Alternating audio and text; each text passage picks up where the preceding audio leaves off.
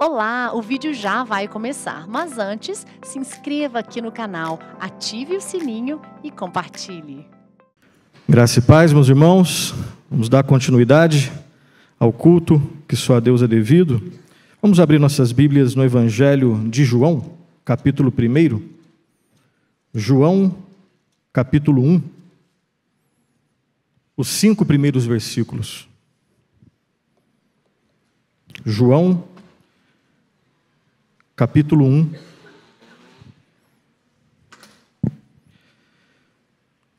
Do 1 até o 5. Eu vou fazer a leitura, peço que os irmãos acompanhem. João 1, de 1 a 5.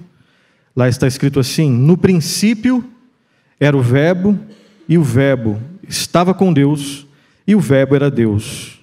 Ele estava no princípio com Deus. Todas as coisas foram feitas por intermédio dele, e sem ele nada do que foi feito se fez. A vida estava nele, e a vida era a luz dos homens. A luz resplandece nas trevas, e as trevas não prevaleceram contra ela. Vamos ler somente o versículo 1, todos juntos? Vamos lá? João 1, o versículo 1, vamos lá? No princípio era o Verbo, e o Verbo estava com Deus, e o Verbo era Deus. No nome do Senhor Jesus, nós clamamos a Ti, ó Pai, mais uma vez a Tua direção. Ilumina-nos, Espírito Santo, para compreender aquilo que o Senhor mesmo inspirou. E ajuda-nos a sair, ó Pai, aqui do culto público, que só o Senhor é devido, diferentes de como entramos. O Senhor conhece, ó Pai, a cada um de nós. O Senhor conhece, ó Pai, o mais profundo do nosso ser. O Senhor sabe, ó Pai, por tudo aquilo que passamos, quem nós somos, de forma que nós não podemos nos desviar do Senhor. Tem misericórdia, ó Deus, de nós. Transforma as nossas vidas e ajuda-nos a conhecer nessa tarde um pouco mais quem é o Teu Filho amado, que o Senhor enviou ao mundo para redimir Teu povo eleito. Nós oramos a Ti no nome de Jesus. Amém. Amém. Meus irmãos, nós vivemos num mundo que interpreta, a realidade à luz daquilo que crê. Vamos melhorar um pouquinho isso daí, né? Todo mundo interpreta a realidade de alguma forma. Correto ou incorretamente, coerente ou incoerentemente, consistente ou inconsistentemente, mas todo mundo tem uma opinião sobre as coisas, sobre a vida. E se eu perguntasse para você, quem é a pessoa mais importante que existe? Obviamente que eu imagino que a maioria, talvez todos, respondessem que é Jesus. Mas todos nós sabemos, a começar por mim, que normalmente existe uma diferença entre aquilo que a gente fala e aquilo que a gente vive. Eu posso verbalizar que Jesus Cristo é a pessoa mais importante que existe, mas viver de uma maneira que apresenta uma certa diferença. Eu falo que Jesus Cristo é a pessoa mais importante que existe, que não existe ninguém, jamais existiu, não existe, e não existirá ninguém mais importante do que Cristo. Eu posso verbalizar isso, eu posso cantar isso, e posso inclusive pregar um sermão baseado nisso, exaltando isso. Mas às vezes, no dia a dia, quando você observa a minha vida ou a sua vida, parece que existe, ou às vezes existe, uma não sintonia, uma dissonância entre aquilo que eu falo e aquilo que eu vivo. Esse é um dos dramas, da vida cristã do lado de cá da eternidade. Como o professor dizia, nós vivemos num mundo quebrado, nós temos pés de barro, nós ainda somos muitas vezes inconsistentes e nós falhamos. Quem é realmente a pessoa mais importante para mim e para você? Quem é a única pessoa que realmente pode fazer diferença na minha vida e na sua vida? Alguém disse que é possível que você possa passar a sua vida ignorando Jesus Cristo. Mas não é possível você deixar de enfrentar as consequências de ter ignorado Jesus Cristo. Deu para compreender? É possível você ignorar Jesus. Mas não é possível você viver sem enfrentar as consequências de ter ignorado o Senhor Jesus Cristo. Eu lembro há muito tempo atrás, numa pesquisa lá na EPTV Sul de Minas, que é ali a subsidiária da Globo, ali na minha terra. E aí, em algum momento, não sei por que, fizeram, né, a pesquisa sobre quem é a pessoa mais importante para você. Quem é a pessoa que faz diferença na sua vida? E tinha uma perguntinha mais focada ainda, que é: quem é a pessoa que dá sentido à sua vida? E aí várias respostas foram dadas por várias pessoas, de várias idades, e teve uma resposta que eu lembro até hoje, né, que uma adolescente disse que a pessoa mais importante na vida dela, que dá sentido à vida dela, era o Kurt Cobain, né, o líder do Nirvana. E aí eu falei, né, e, enfim, eu tive a minha época lá em 92, 93, 94, época do Senai, né, o tal do grunge rock arrebentando. Eu me vestia daquele jeito, né, eu me fantasiava daquele jeito, e eu gostava demais de Nirvana, por algum motivo, Deus me perdoe, enfim. Mas o curioso é que aquela menina respondeu isso. A pergunta é: quem é a pessoa que dá sentido à sua vida? E a resposta foi alguém que tirou a sua própria vida, né? Até hoje, de alguma forma, eu gosto de ler, né? Inclusive o baterista lá do Nirvana, que hoje é o líder lá do Foo Fighters, né? Isso aqui não é aula de rock, não, é sermão, viu? Mas ele lançou lá uma autobiografia, né? E é interessante tentar entender o roteiro da cabeça de um cara assim, porque a despeito, né? E aí eu lamento, né? Lamento a história lá do Kurt Cobain, um cara que tinha talento, mas que era uma pessoa, né, que desde não sei se é da mais tenra idade, mas pelo menos desde a adolescência, era um cara que tinha uma rebeldia assim gigantesca, e provavelmente era nisso que eu me identificava com ele, né? E ele chegou às raias de, inclusive, tirar a sua vida. Algo trágico, triste, né? Triste demais. E alguém respondeu isso: a pessoa que dá sentido à minha vida é a pessoa que chegou num momento da vida dele a ponto de tirar a sua própria vida. Essa foi a resposta dela. Mas será que existe diferença entre essa resposta e se você respondesse assim: a pessoa que dá sentido à minha vida é o pastor X? Qual é a diferença de uma resposta e de outra? É claro que tem alguma diferença, a gente não tem tempo de trabalhar com as diferenças disso, mas a ideia é que qualquer pessoa, qualquer coisa que eu vivo por essa coisa ou essa pessoa, que não seja Jesus Cristo, é desperdiçar a vida. Para quem é cristão, pela graça de Deus, isso é uma verdade, isso é óbvio, e a gente não precisa dar 10 provas disso. Para quem não é cristão, isso ainda não é uma verdade. Isso é uma verdade, mas não para essa pessoa. E aqui eu quero relembrar, nesse único versículo, nesse João, Evangelho de João, um livro fantástico, obviamente, a palavra de Deus. Ela não precisa dizer que... A Bíblia não precisa de mim para dizer que é fantástico, ela é em si.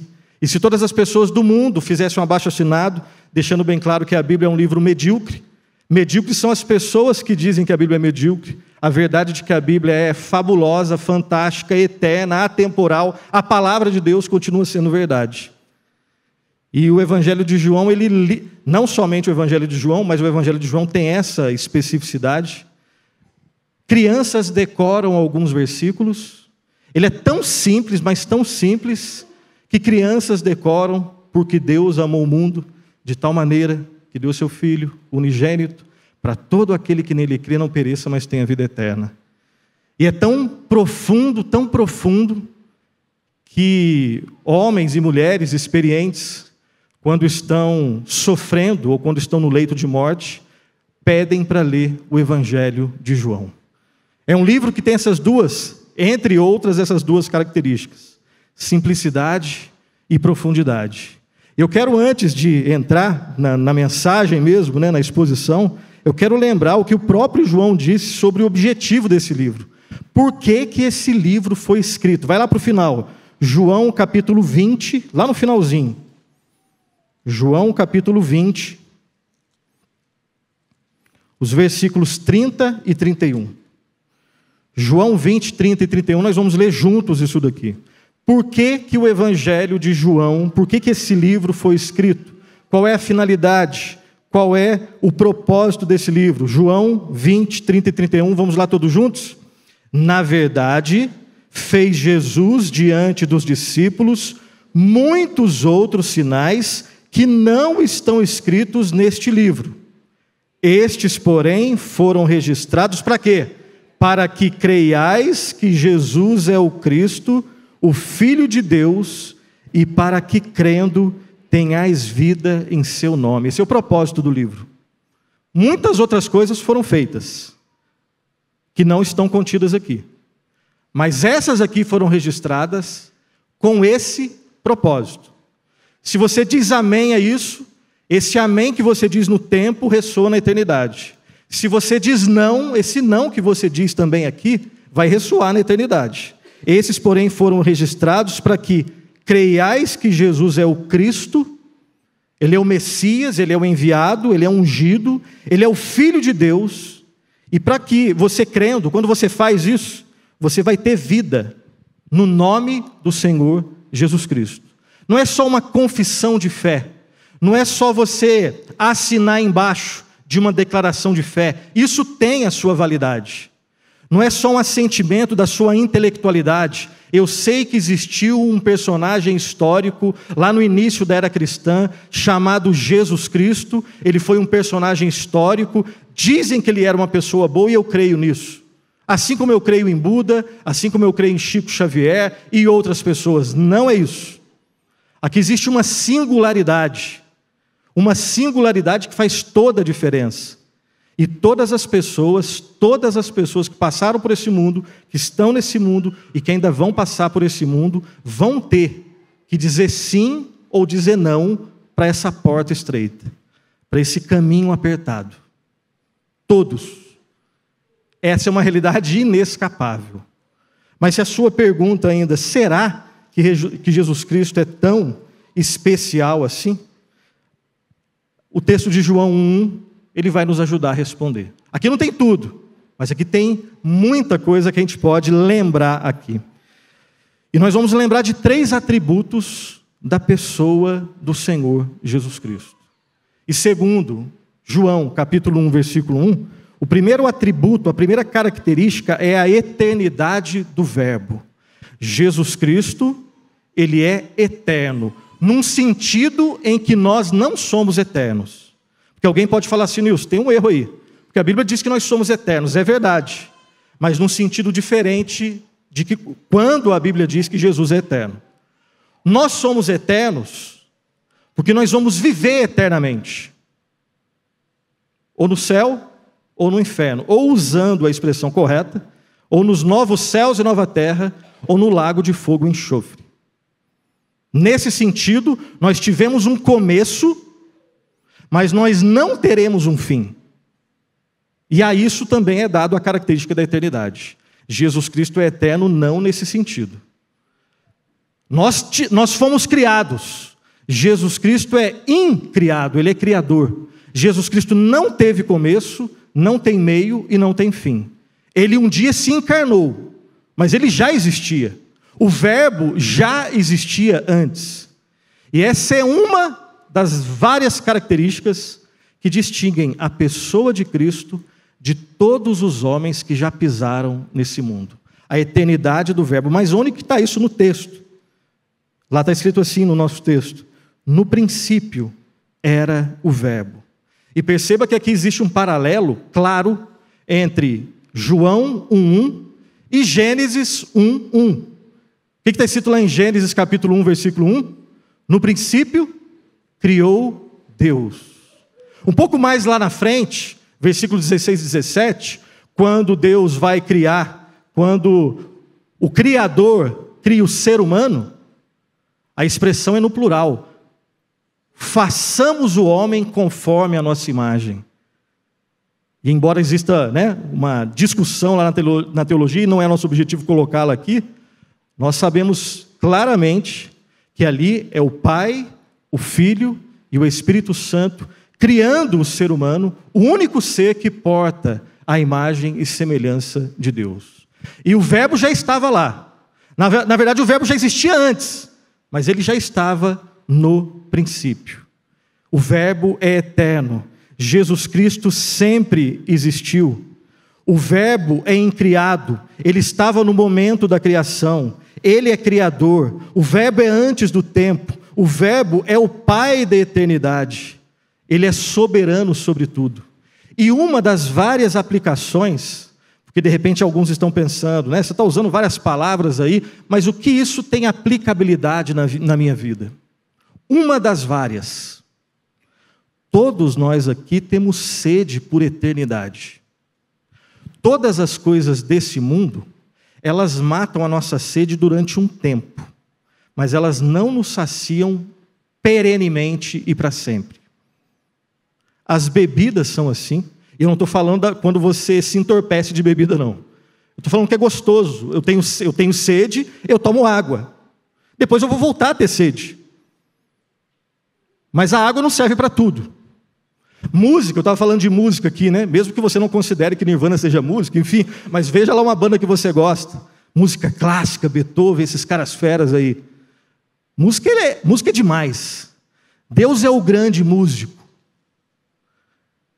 Perfeito, criador, né? Das melodias, das harmonias, dos ritmos. Músicas que elevam a nossa alma. Músicas que nos ajudam a adorar. Existe, na Bíblia sempre tem música, onde tem povo de Deus tem festa e tem música. Mas a música não é redentora e nem redentiva. A música cumpre o seu papel quando ela exalta a Deus. Infelizmente, o Kurt Cobain tinha talento, mas o talento dele ele usava numa outra direção. E às vezes nós somos assim também. Às vezes nós gastamos a nossa vida naquilo que a gente não deve gastar. Tudo nesse mundo não nos sacia para sempre. Os relacionamentos são bons, interpessoais são bons, mas eles não duram para sempre. E tudo nesse mundo é assim. E eu sei que uma definição simples de idolatria, né, é quando você pega alguma coisa da criação e coloca no lugar do Criador. Quando eu faço isso, eu estou cometendo idolatria. Mas tem um outro tipo mais sutil de idolatria, que é quando eu acho que nesse mundo eu vou encontrar sentido e propósito. E não é. Eu sei disso, você sabe disso. A Bíblia ensina isso e nós sabemos disso por experiência. Mas não significa que nós sabemos e nós não vamos mais cometer esse erro. Talvez voltando para casa, né, inclusive hoje, né, eleição, eu e você às vezes tendemos a colocar nossa esperança soteriológica de salvação num político. A gente sabe, né, e quem me conhece, enfim, eu gosto muito desse assunto, mas a gente sabe que no dia 1º de janeiro de 2023, se nós estivermos vivos até lá, eu espero que nós estejamos, e seja quem for que ganhar para presidente, governador, senador, deputado federal ou estadual, na segunda-feira, no primeiro dia lá do próximo ano, a gente vai ter que acordar de manhã, pegar metrô, pegar trem, trabalhar, sacudir o esqueleto e mandar ver na nossa vida. Vai continuar, a vida vai continuar. E nas outras eleições, a mesma coisa. Vão às vezes piorar um pouco mais, alguns, né, têm esse dom, outros vão tentar melhorar alguma coisa. Mas a vida, na sua essência, ela vai continuar. Se o Brasil ficar um pouco mais para cá, um pouco mais para lá, essencialmente, a minha vida e a sua, não muda nada. E isso não é não estou fazendo uma apologia, que eu descompromisso a política, nem pensar. A Bíblia fala de política também. Mas o problema é quando eu e você, nós achamos que alguma coisa do tempo vai saciar nossa sede por eternidade. E só tem uma pessoa. Só existe uma realidade. Não é uma realidade impessoal. É o nosso segundo ponto. É uma realidade pessoal. O eterno. No princípio era o Verbo.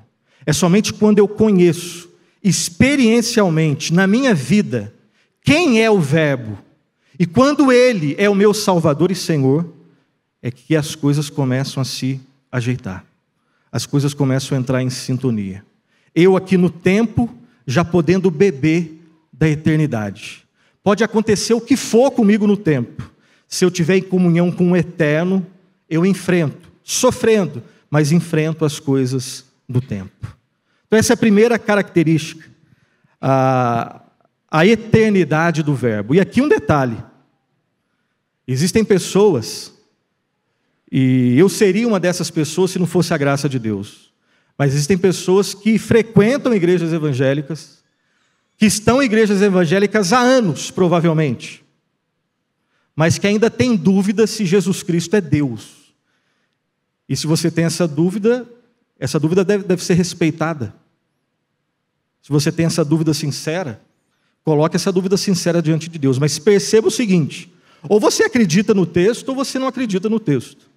Porque esse tipo de eternidade não é uma característica minha e sua. A seita Testemunhas de Jeová afirma que Jesus Cristo, ele é um Deus com D minúsculo. Inclusive nesse texto aqui, eu já falei isso uma outra oportunidade, se você for no livro, a Bíblia dos Testemunhos de Jeová, com aspas, lá está escrito assim, no princípio era o Verbo, e o Verbo estava com... Na verdade está escrito, no princípio era a palavra, e é uma tradução possível, verbo ou palavra, tá? No princípio era a palavra, e a palavra estava com Deus, e a palavra era, entre parênteses, um Deus com D minúsculo. É uma desonestidade que a gente não tem tempo para trabalhar em todo o aspecto dessa desonestidade, mas perceba que já dá para matar essa questão nesse primeiro ponto. No princípio era o Verbo. Só estava lá no princípio quem é Criador. Criatura não estava, nenhuma. Tinha sol lá naquele princípio? Não tinha. Sol vai ser criado depois. Tinha estrela naquele princípio? Não, vai ser criado depois. Tinha eu e você naquele princípio? Não tinha. Nós vamos ser criados bem depois.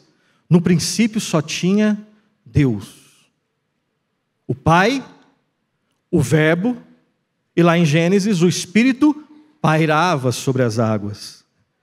Então só estava um único Deus em 3 pessoas.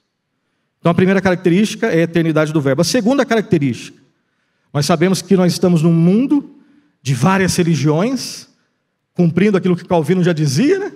O coração do homem é uma fábrica de ídolos. Quando eu não tenho Deus verdadeiro no meu coração, eu vou colocar qualquer outra coisa no meu coração, achando que essa outra coisa vai me dar vida. E nós sabemos que em várias religiões, você tem uma divindade muito distante, que não é pessoal, que não se relaciona. Deus é o eterno, aquele que sempre existiu, aquele que tem toda a majestade, mas esse Deus majestoso, grandioso, que não cabe na nossa mente, o infinito não cabe no finito, ele é um Deus que se relaciona com pessoas pequenas como eu e como você. Pessoas que depois do pecado são pessoas, a começar por mim, mesquinhas, egoístas como eu e como você.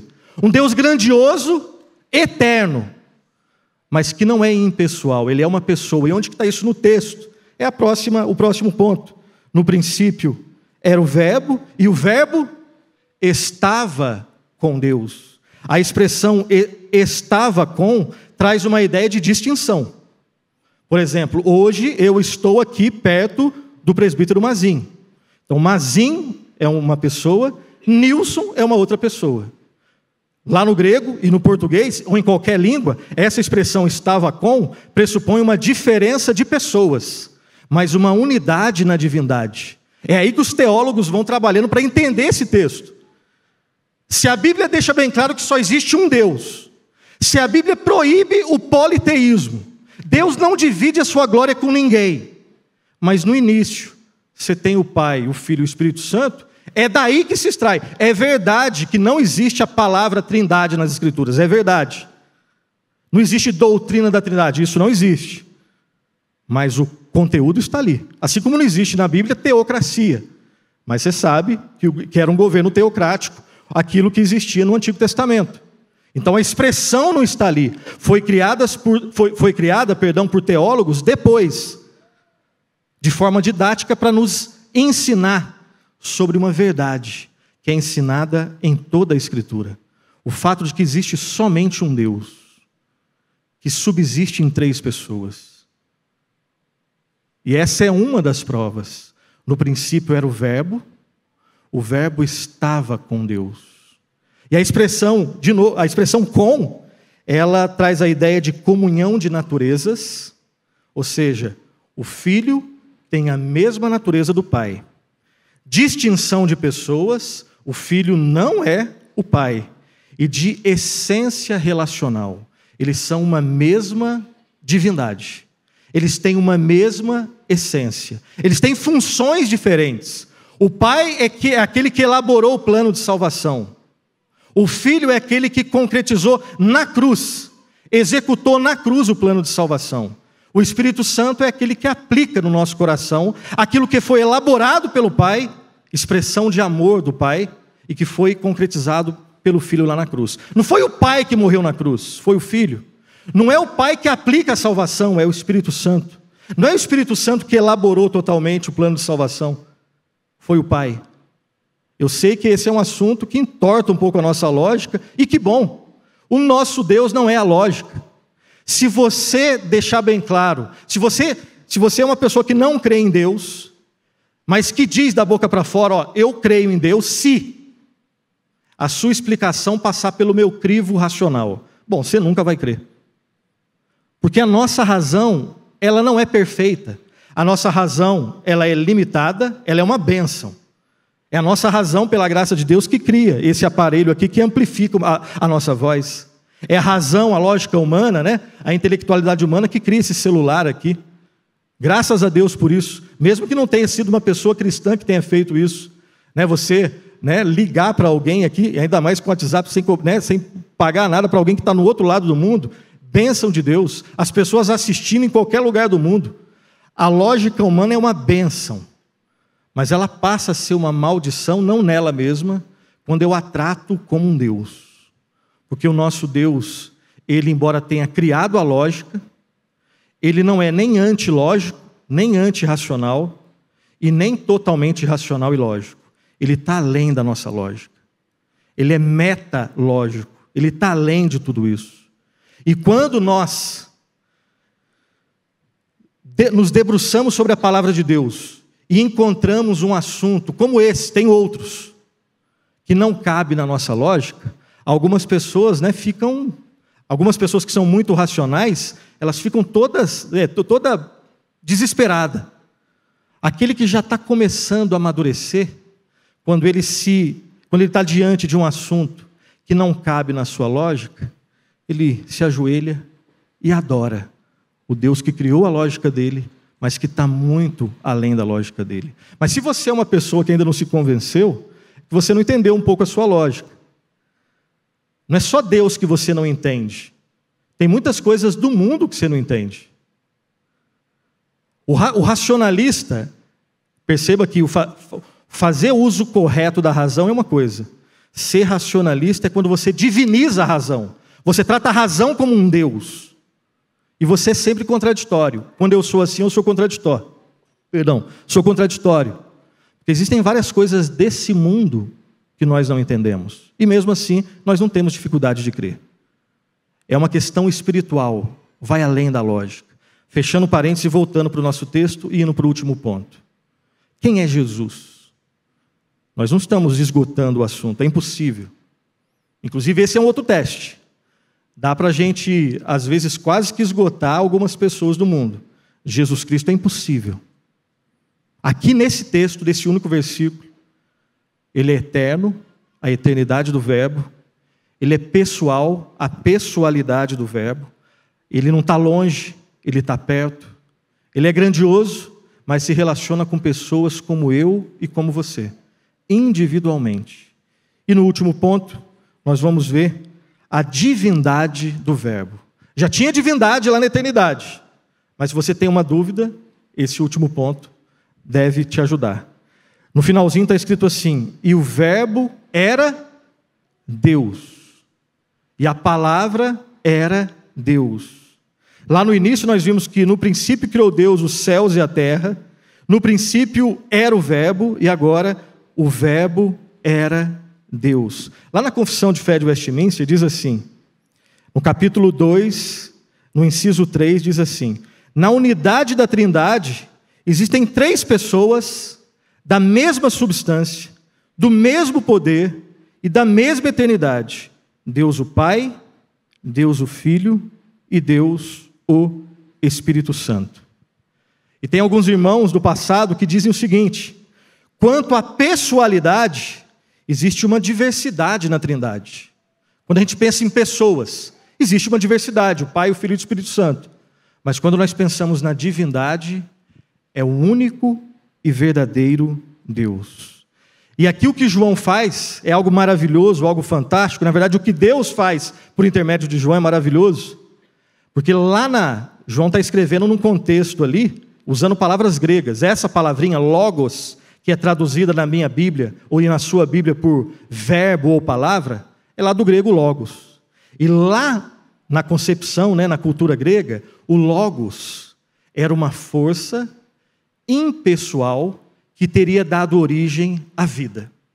João intencionalmente usa essa palavra para deixar bem claro que o logos verdadeiro não é uma força impessoal, é uma pessoa, a pessoa mais poderosa que existe no mundo. Lá na cultura grega, uma força impessoal longe, que você tem que fazer sacrifícios, e aqui eu estou fazendo não uma descrição correta deles ali. Você pode perceber que toda religião que existe, menos o cristianismo, é um movimento sempre de baixo para cima, é o homem buscando Deus. A única religião que deixa bem claro que qualquer esforço que nós façamos para agradar a Deus não passa de lixo é o cristianismo.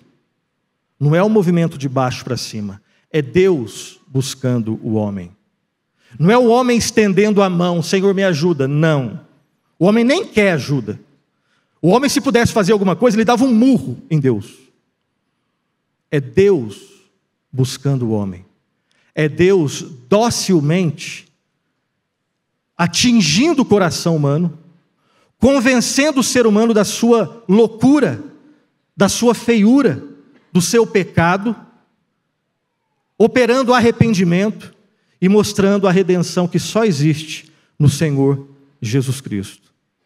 O Verbo é eterno, o Verbo é uma pessoa e o Verbo é Deus. E eu termino esse sermão, em primeiro lugar, lembrando de um psicólogo que já faleceu há algum tempo, o nome dele é Erich Fromm. Ele disse o seguinte: todos nós aqui, nós somos confrontados por pelo menos 3 dilemas. Pode ser que você tenha pensado nisso ou não, mas pense nisso agora. Primeiro dilema, o que é um dilema? É uma questão difícil. Uma questão fácil não é um dilema. Dilema é quando você está caminhando e você tem 2 opções e parece que as 2 são possíveis e você não sabe o que fazer. Ou quando alguém faz uma pergunta para você e você não sabe responder. Primeiro dilema, que todo ser humano é confrontado: o dilema da vida versus a morte. Você pode ter dinheiro, você pode ser bonito, você pode ter status, você pode ter mais de 2.000 de seguidores no Instagram, enfim. Quando você recebe a notícia de que você está tem uma doença terminal, nada desse mundo te livra. O sofrimento real, a morte real, mostra que esse mundo não tem nenhuma palavra no momento do sofrimento e no momento da morte. É nada. Nós sabemos disso. Nós sabemos disso. Alguns mais, outros menos. Esse é um dilema que todo mundo enfrenta ou vai enfrentar. O dilema da vida versus a morte. Nenhum homem, nenhuma filosofia, nenhuma força impessoal resolve esse dilema, a não ser o homem-Deus, o Deus-homem, o Verbo de Deus, o Senhor Jesus Cristo. Ele é a vida que enfrentou a morte no nosso lugar, e como diria puritano Joe Owen, lá no século 16, 17, ele matou a morte com a sua morte. Ele foi até a cruz enfrentar a morte que estava destinada a mim e a você. Ele morreu no nosso lugar, matou a morte com a cruz, ou na cruz, perdão, ressuscitou. E só em Jesus o dilema da vida versus a morte é resolvido. Ninguém mais resolve. Somente Jesus Cristo. O segundo dilema É o dilema existente entre o aspecto individual e coletivo. Nós tendemos, inclusive nas eleições tem um pouco disso, né? Uma turma que defende mais o coletivismo e uma turma que defende mais o individualismo, mas deixemos essas coisas de lado, porque eu sei que vocês empolgam nisso daí, eu não vou falar de política aqui não.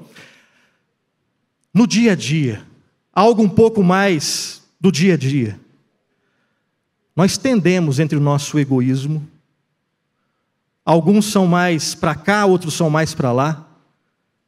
Nós não temos facilidade em entender como que o individual se relaciona com o coletivo. Às vezes família é uma coisa muito legal. Às vezes família é uma coisa chata e cansativa. Dói família, mas a gente não consegue viver sem. Inclusive as pessoas que dizem com muita raiva e ódio, talvez Kurt Cobain era um cara desse tipo, infelizmente. Os nossos dramas e as nossas alegrias têm tudo a ver com o nosso ambiente familiar. A família de sangue, a família da fé. Isso molda a gente mais do que a gente imagina. Relacionamento é algo maravilhoso e relacionamento é algo trágico às vezes por causa do pecado. A única pessoa que resolve esse drama entre individual e coletivo e que transforma famílias e que funda igrejas e que transforma nações, é o Senhor Jesus Cristo. Ele nos salva individualmente, Ele não salva coletivamente. Você não pode aceitar Jesus por uma outra pessoa, não. É você. Porta estreita passa de um por um. Porta larga é de bando. E você pode levar os seus pecados. Porta estreita não, é um por um. E você tem que deixar o seu ego para trás. Nós somos salvos individualmente, mas para viver numa coletividade, exaltando a pessoa do Senhor Jesus Cristo. Na verdade, exaltando o único Deus que existe em 3 pessoas, individual e coletivo.